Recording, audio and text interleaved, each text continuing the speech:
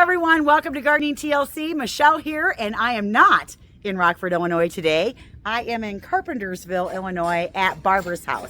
Excuse the hammering next door, they are working on the property, but welcome to Barbara's garden. We are going to take a delightful tour into Barbara's garden, and it's not a very big garden, and it's so awesome. She has created the best sense of intimacy, and she's got all these little vignettes of just absolutely wonderful gardens, of which there's a really cool fairy garden that she has. So come along today, come with me, and let's go check it out. Come on.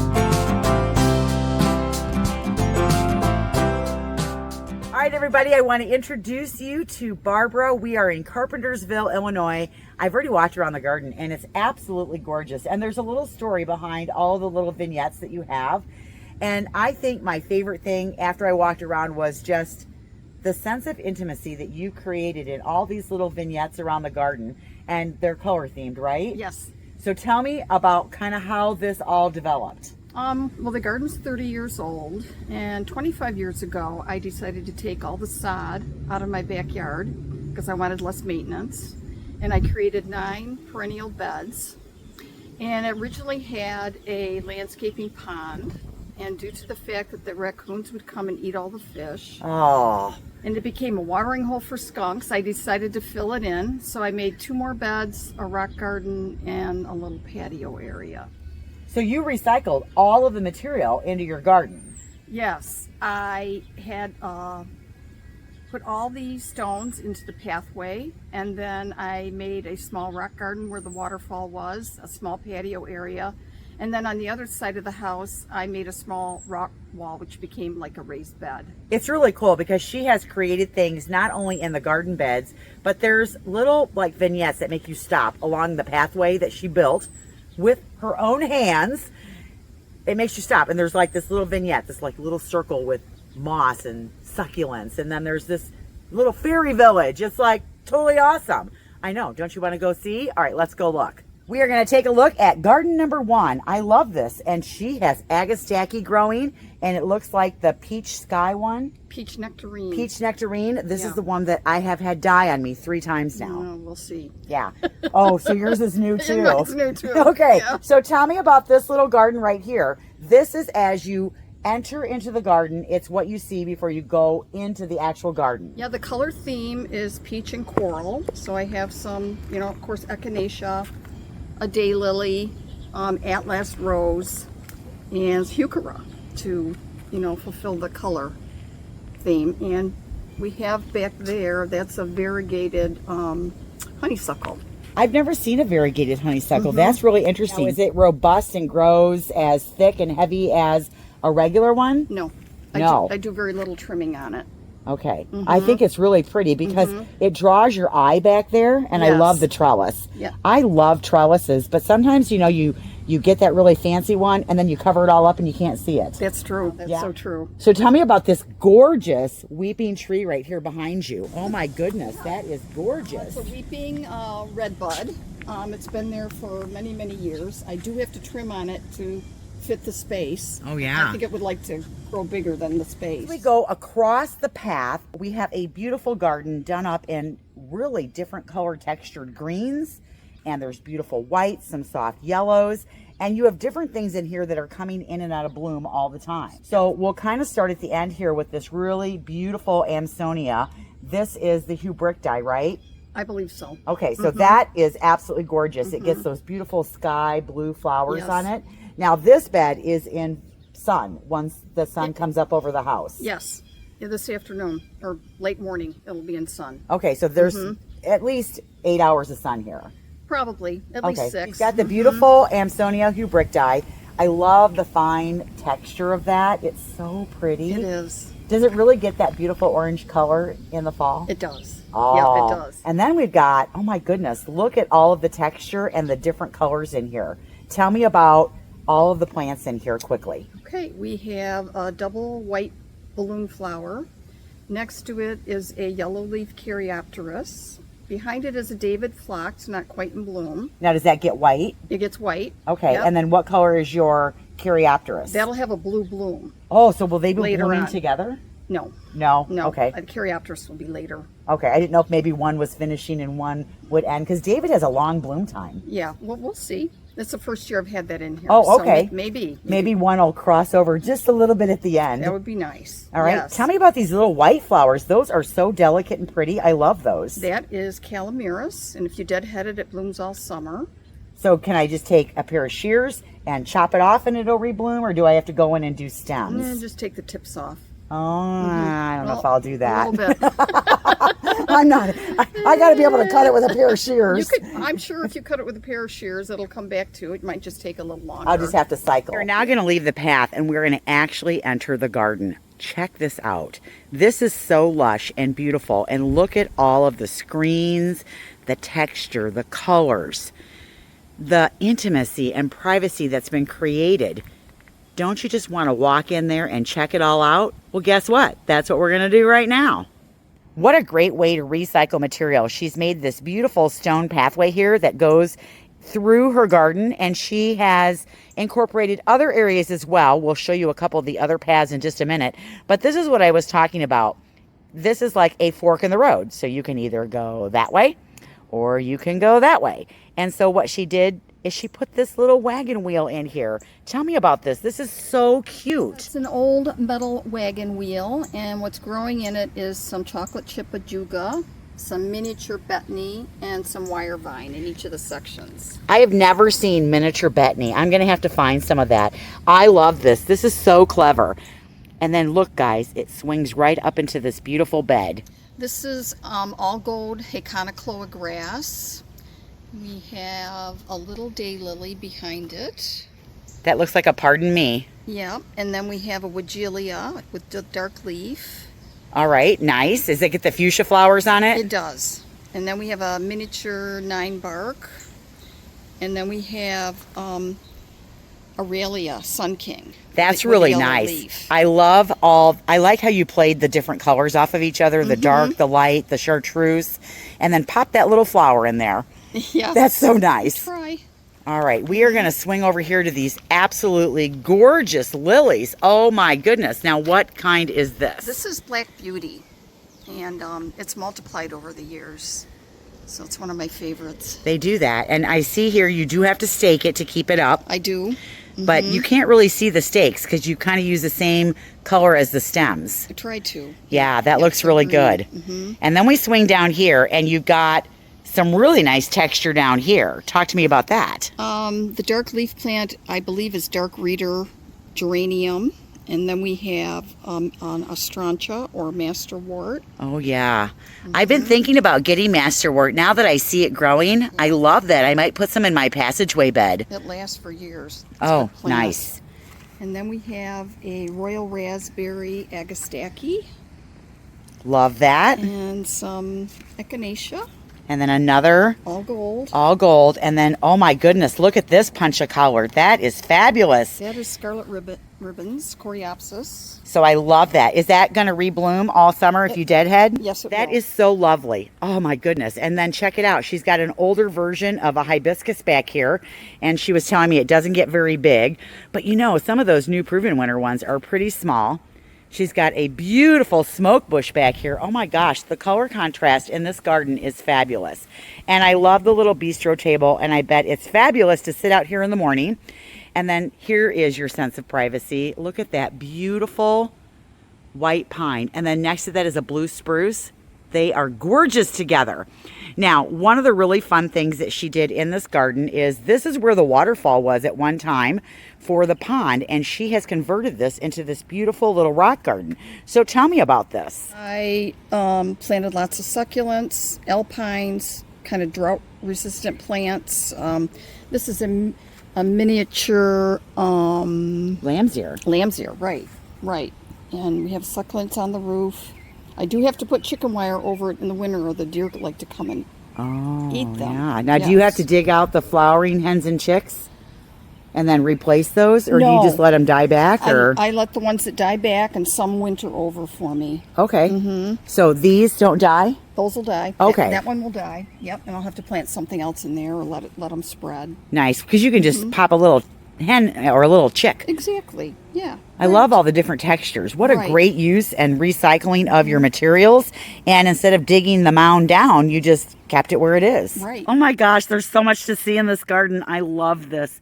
These are hypertufa bowls, and we will talk about making those. Well, actually, we're not going to talk about it. I'm going to show you how to make them. And now that I see these, oh, I think I want this trio as well. This is so cool. The other thing we'll be doing later in a video is we will be making concrete mushrooms.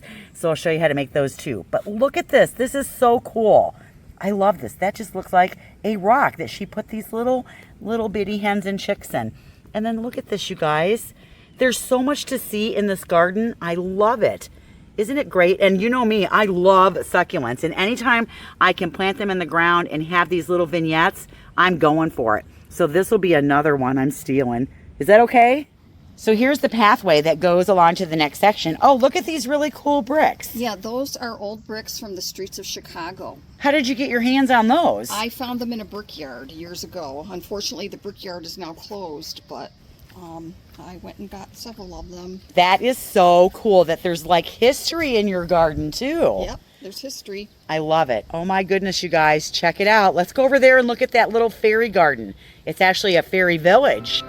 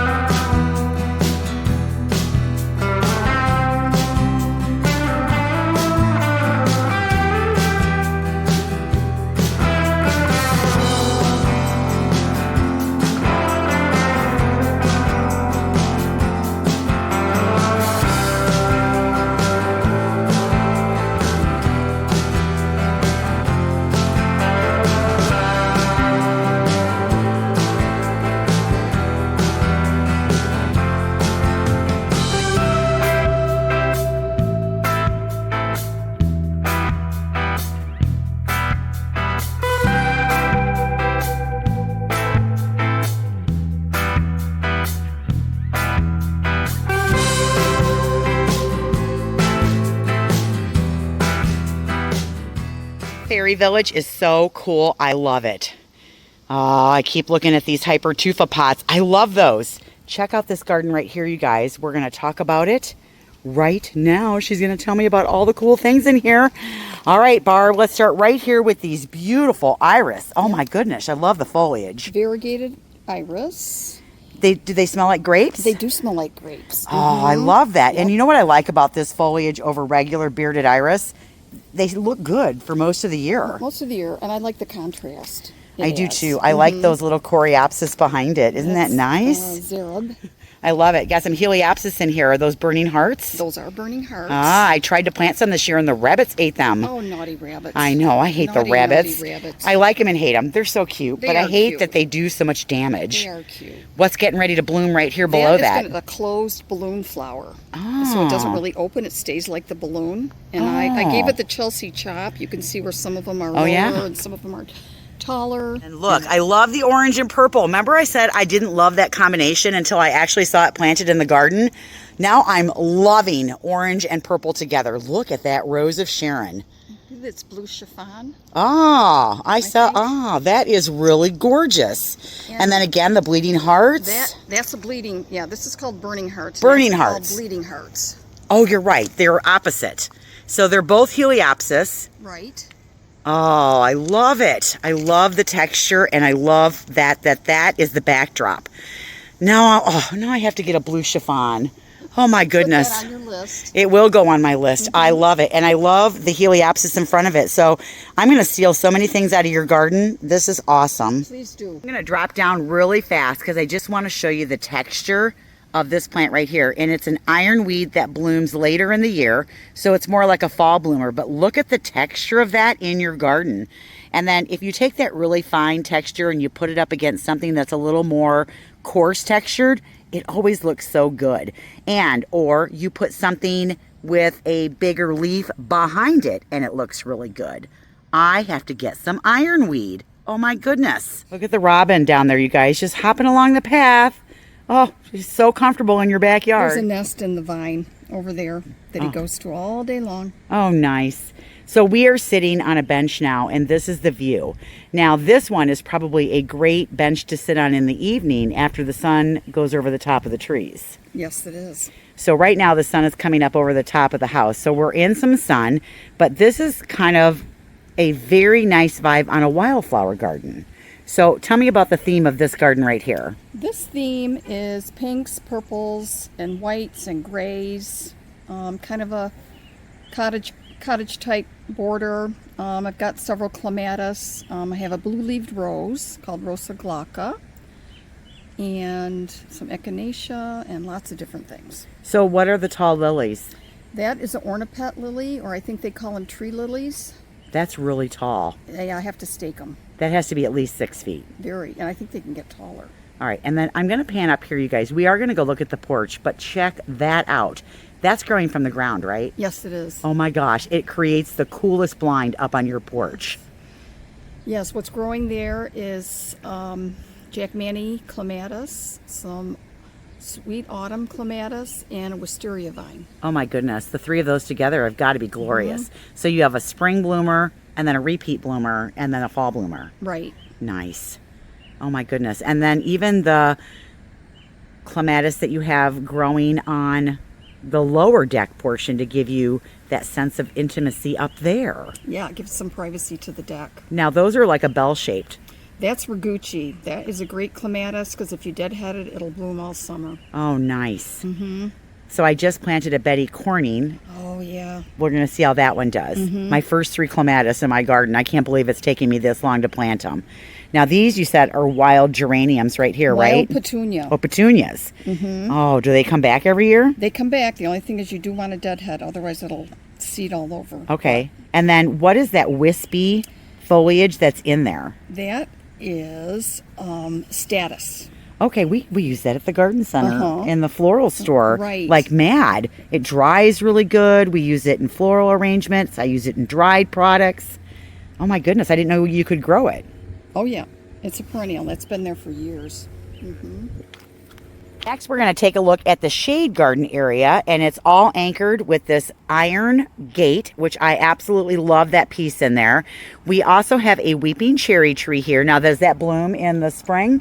As long as they don't get frozen off. This year I had blooms. Okay, yeah, last year you probably didn't. Right, no. Yeah, I lost all my fruit last year too. All right, so in the shade area, you've tucked in a lot of different textures and plants. And tell me about what you've got down underneath here. It is some pulmonaria, and it is a lot of hellebores, and is brunnera. And this is a juga. There's 2 different kinds of ajuga there. Oh my goodness. Oh my gosh. I love that. I think it's called Princess Elsa. I'm glad you're saying the names of these so that I can look them up later. Right. I don't see a hosta in sight. They're on the other side of the house. Oh, okay. So I love that you have the textures of the different lungwort. I like the lamb's ear in there. Is it spreading all over on you though? It's not bad. Okay. I'll just dig it out if I don't want it where it is. All right. Yes. And so I love the hellebores. And then this little patch right here, I love this. Look, guys, there's a goat's beard. See, that is a great plant. That's Horatio. I love it. And then behind that, you've got Culver's root actually growing in the shade. That's amazing. It is amazing. That's a native, you guys. So if you ever want a tall Veronica type plant with white spikes, this actually gets bigger than this if you plant it in the sun. Culver's root is fantastic. A native here in Illinois. And then she's got Boom Chocolata geraniums down here. And I love Bloom Chocolata. I love the lavender against that dark foliage. And you know what else I love? I love that you have the grassy texture in here next to that lungwort. That's a pretty combination. That is a allium. It'll get a white bloom. Oh, nice. Oh, is it an allium? It is an allium. It's a perennial allium. Oh, nice. It almost looks like a garlic chive. Well, they get the white blooms too. Same family, I guess. I think they are. Oh, I love the shade area. So pretty. I'm going to leave this great area here. Here's the bench that we were sitting on. Isn't that great? Slides over into a little bit more of a shade garden, of which she's got a baptisia growing in there. Totally awesome. But check out all those beautiful colors and textures. The lamb's ear, the baptisia. She's got some more Lenten rose in here. I see a Japanese painted fern, more geraniums, and look at the lungwort. Isn't that great? That is such a great plant, you guys. If you can plant that in your garden, I highly recommend it. All right, what we're gonna do next is we're actually gonna go out and then come back in. Now that we have exited the garden, we're actually gonna go back in because I wanted to show you how this beckons you in. And look, she's got a great view underneath the arch as you go into the back garden. And again, some more of the beautiful pathways that she's created. So next, we're gonna kind of go back in, finish off that end, and then take a look at a couple other beautiful things that she's got going on up on her porch. Love this little vignette that you've got going on right here with the Japanese bloodgrass and the echinacea. Oh my goodness, does that spread for you? It hasn't. No, it really hasn't. It's slow spreader for me there. That's awesome, because be careful if you do plant that somewhere and it's really happy, it can take over your life. Now, I love the arch leading and beckoning me into your backyard. What do you have growing on it? This is a trumpet vine, which the hummingbirds absolutely love, but beware, it's pretty aggressive. Yeah, that's pretty heavy canopy right there. Good thing you have a good sturdy trellis to hold that. Now, are you having to cut that back periodically? Yes, I do. I have to do a lot of trimming on it. Okay, so in we go. More of this beautiful pathway work, more of those bricks that you got from downtown Chicago from the Brickyard, and then more of your recycled material from your pond. And what is that growing in the cracks? That is a red leaf salvia, which originally was planted in a bed, but it's self-seeded into the cracks, so it wants to grow there, so I've left it. You know, when I first walked in, I thought it was a juga. Oh my goodness, it's beautiful. What a great color on that. I love it. All right, as we slide over here, we've got some beautiful things growing over here. So many that I'm seeing that I've got some really good ideas. Here, tell me about the beautiful plants in this bed. So we have some Jacob Klein Monarda, and then behind it with the yellow bloom is Eliza Macchia. That's a spreader, but I keep it in. I love it. A lot of times the leaf is usually darker. Oh, I really like that one. And we have more tiger lilies. What's that big vine? That is another trumpet vine and bittersweet. Okay, so you've mixed the two together. Do you get a good harvest on the bittersweet? Yes, if I let it grow a lot, if I don't trim it a lot. So on this one, sometimes with bittersweet, you have to have a male and a female to get the berries. Do you have a self-pollinating one then? Are you getting the berries? I've gotten berries off it before. Oh, nice. So it must be self-pollinating. Right. Oh, I love the seed heads too that are poking out like right up there. That was a scabiosa. I know, but isn't that great texture? It kind of goes, oh, look at that. You see that? That's so pretty. And you got a canna growing back in there? I do. Oh, you brave lady. Is that a tiger's eye sumac? It is. Oh my gosh, I took mine out. It was going everywhere. Well, it stays in the corner. I don't know if it hits the foundation and then stops, but so far it's worked. It's great texture back there though. And then I love that you threw in a little rub rum or purple fountain grass in there. There was a hole, so. I know, and it looks so good though next to your chartreuse. Yeah. Oh my goodness, the two are fabulous together. I love that you've got little coneflowers tucked in as well. And then we swing over to this beautiful grass. Which grass is this? I don't remember the name of it. I'm sorry. It almost looks like Niagara Falls. It might be. It's really pretty, and it's got a nice blue texture. And then you've got another clematis and something else growing up another trellis. That is a morning glory called Grandpa Oats, which self-seeds. And there was a hole in the screen, and every year the vine grows up, and it grows in between the screen and the window, and I get nice purple flowers. That's too funny. I love that. So I haven't fixed the screen. Oh my gosh, I love that. That's so awesome. And then it filters over into your cottage garden. Now, the other thing that I really like about this garden is this ringed boxwood piece that you have with the obelisk in it, and then you're growing a mandeville up it. I have seen more peach mandevilles this year. I love it. It is gorgeous. I love this look. I have to find something like that. I just love metal in the garden. Yours is very well done. It's not overdone. It looks really good. And I like that the view, you come in and this is what you get to see. It's like your entrance. And then it takes you either this way, you know, into the garden and around. And you can see that fairy village and it beckons you over there. But I also like that you can't really see around the corner. And you want to go in and go check it out, which is what we're going to do next. We're going to go up on the porch. We are heading to the upper deck, but before we get to the upper deck, we have to look at the lower deck. This is a great hangout spot. Look at you hanging out already. How awesome. I love this up here. And there are definitely ideas up here I am stealing. I love the wire vine on the topiary. That is beautiful. I love that. So many pieces to love. This is probably one of the cooler things that I've seen. Well, I don't know, I've seen some pretty cool things, but this is awesome. Tell me about how you made that. This is a wire frame that I lined with moss, and then I filled it with some soil and planted succulents and some sedum in there. What's really cool is we always think about doing something like this and then hanging it. I love it on the table. It's just fabulous. And I have 2 bistro tables, so guess what? I think I have to make myself one. In the wintertime, I put it, stored it inside my garage. Okay, so everything in here is for our zone. Right. You're using sedums and hens and chicks for zone 5. Correct. And I love all the different colors and the textures. What's really cool about hens and chicks, if you guys didn't know this, even though this is very colorful right now, if you let your hens and chicks get a little bit cold, they actually deepen and darken and get more color. It's absolutely fabulous. I love this. Now, how often do you have to water it? Not very often, only if we get droughty. Okay, and we've had enough rain. You probably haven't had to water it at all. Not too much. Oh my goodness. You guys, what do you think? Should we make one? Oh yeah. I love it. Check out the colors on this pot. That is a fuchsia down there. Now it doesn't flower, but wouldn't you love to have that foliage? I know I would. I might have to come down here and shop where she shops, just because there are things in her garden that we don't have where I live or my growers don't grow. So yeah, loving this trio. All right, pretty rug down here. We're gonna go up to the next section. Here we go, all the way up.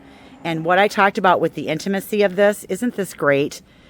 That is growing all the way up, creates this beautiful canopy where she has a swing.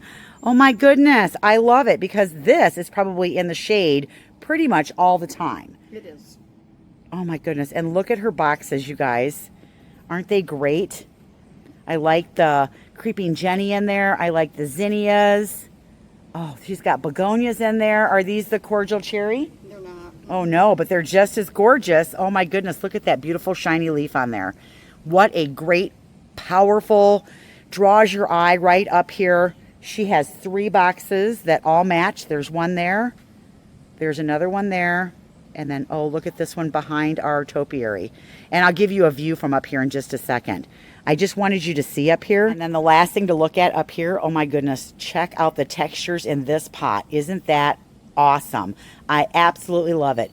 She's got canary wings, you guys. Look, I love those. That's a begonia. The canary wings are the ones with the bright chartreuse foliage on there. And then look at that beautiful carex in there.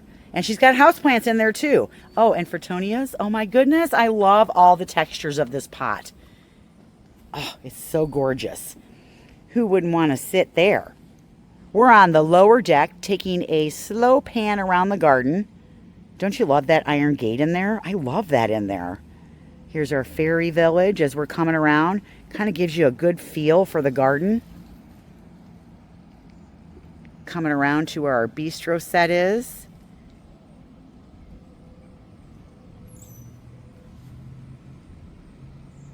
Oh my goodness, you guys. This garden is so wonderful. I love it. There are so many things in it to see. And I don't think I've even seen everything or scratched the surface, but I can't make this video 2 hours long.